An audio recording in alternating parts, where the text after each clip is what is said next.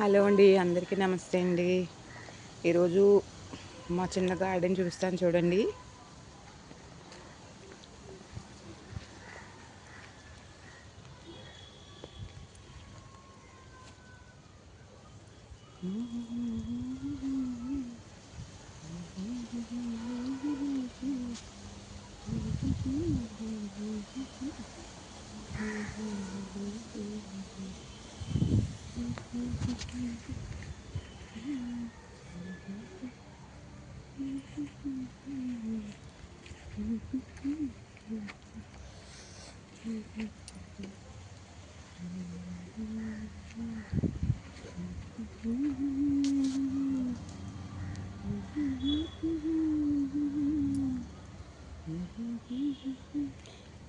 ఇవన్నీ వంగ చెట్లు అండి.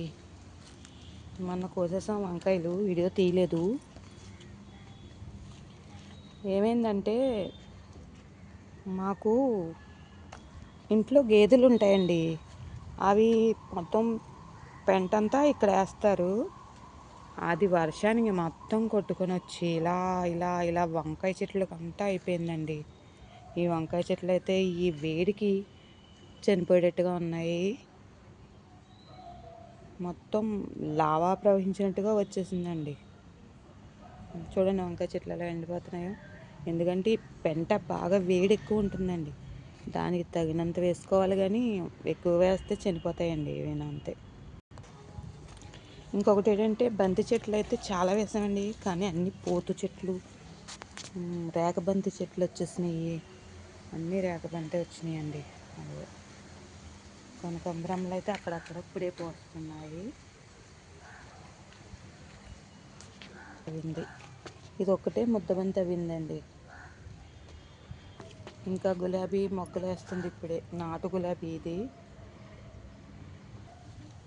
కనకాంబరములు, మందారాలు, గోరింటాకు చెట్టు మీద బీరపాదు అయితే గోరింటాకు చెట్టు మీదకి ఎక్కేస్తుందండి. ఈ శంకు విత్తనాలు ఎక్కువగా వేసామండి ఇక్కడ. ఇవన్నీ బాగా వచ్చేస్తున్నాయి శంకు మొక్కలు. ఇవి బెండ చెట్లు అండి, ఇప్పుడిప్పుడే పెట్టాం, చిన్నగా ఉన్నాయి.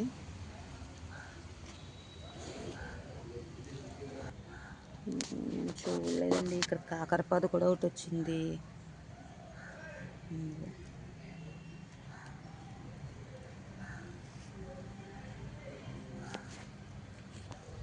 ఇవి చిక్కుడు అండి, చెట్టు చిక్కుడు.